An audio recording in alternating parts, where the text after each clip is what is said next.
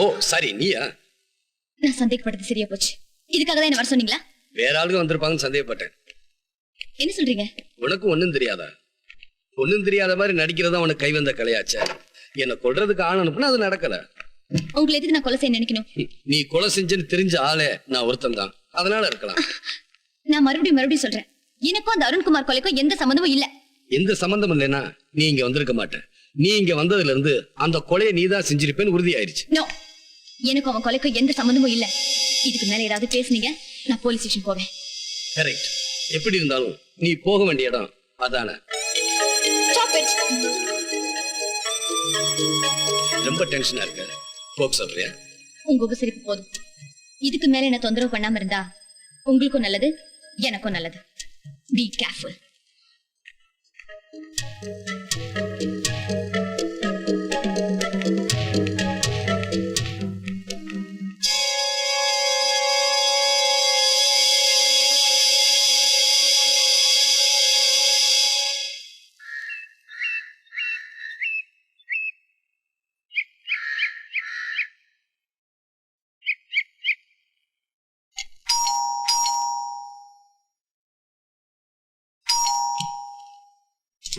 யார் நீங்க? உங்களுக்கு என்ன வேணும்? யார் நீங்க? கேக்குறேன்ல.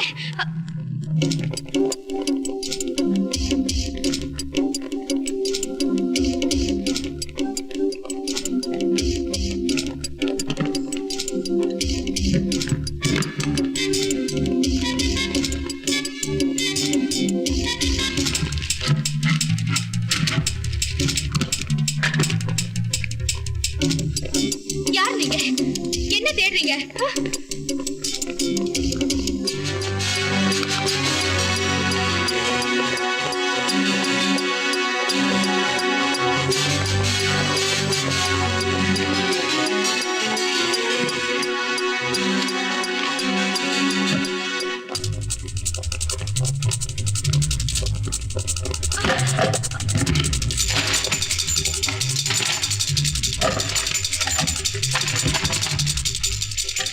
இங்க வாங்க.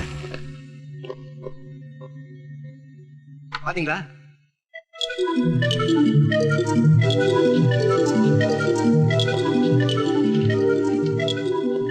இங்க வாங்க. நாங்க ரொம்ப நாளா தேடிக்கிட்டு இருந்தது எங்க கைக்கு கிடைச்சிருச்சு. இனி போக போக என்ன நடக்குதுங்கிறத பொறுத்திருந்து பார். போடி.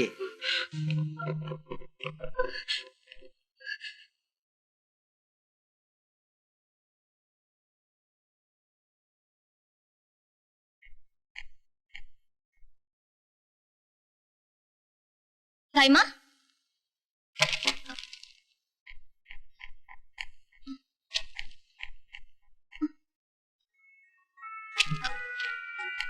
தாய்மா, என்னாச்சு?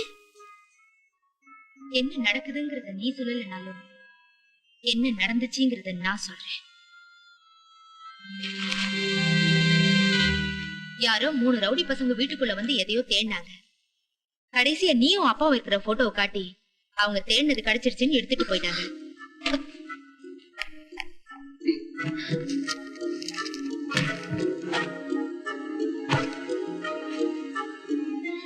தாய்மா, பிருந்தாவுக்கு நான் எழுதின லெட்டர் இங்க இருந்துச்சே, அந்த லெட்டரையும் அவங்க தான் எடுத்துட்டு போனாங்க.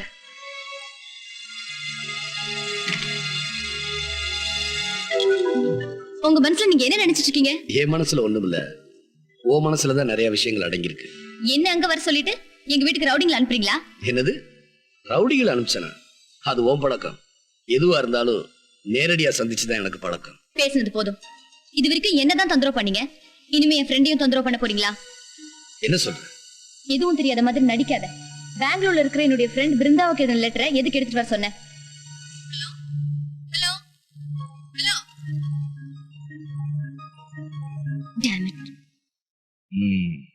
அலெக்ஸ் ஃபாலோ பண்ற இந்த பொண்ணோட அப்பா யாருன்னு தெரியுதா? ஏன் தெரியாம? காந்திராஜன் தானே. அந்த ஃபைலை மட்டும் அவன் ஒப்படைச்சிருந்தா நாம அத்தனை பேரும் உள்ள போயிருப்போம். சோ நடந்த கொலைக்கும் அந்த பொண்ணுக்கும் அந்த ஃபைலுக்கும் ஏதோ சம்பந்தம் இருக்கு. அதான் அலெக்சாண்டரோட ஃபாலோ பண்ணிக்கிட்டு இருக்கான். அந்த ஃபைல் மட்டும் அலெக்சாண்டர் கைக்கு கிடைச்சதுன்னா நம்மள நம்பிட்டு இருக்கிற அத்தனை அரசியல்வாதிகளோட நிலைமையும் என்ன ஆகும்னு சொல்ல முடியாது. சோ உடனே அந்த பொண்ணு பார்த்த ஃபைலை கேளுங்க. கொடுக்கலன்னா finish her.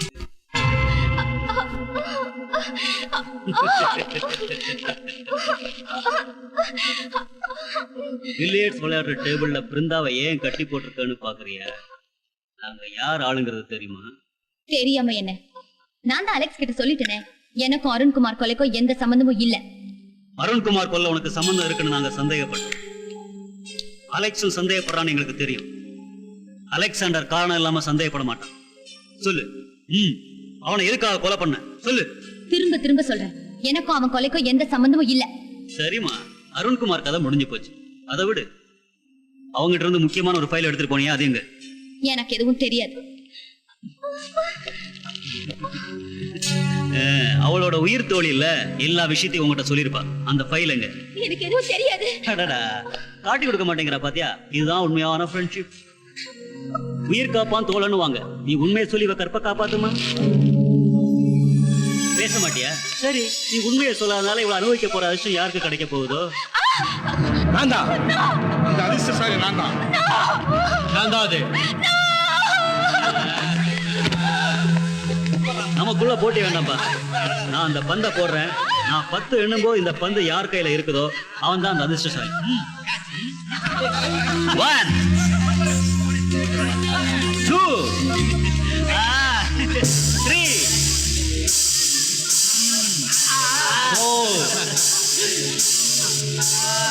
4 5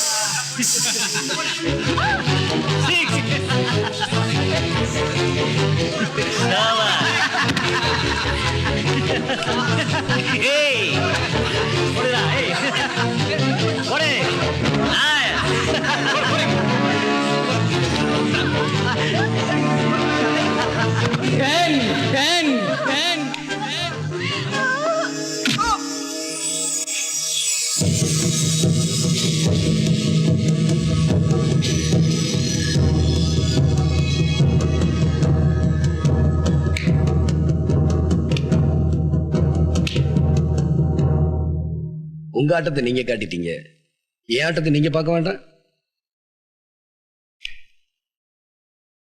பந்து விளையாடுறது சின்ன பசங்க ஆட்டம், பந்தாடுறது சிபி ஆட்டம்.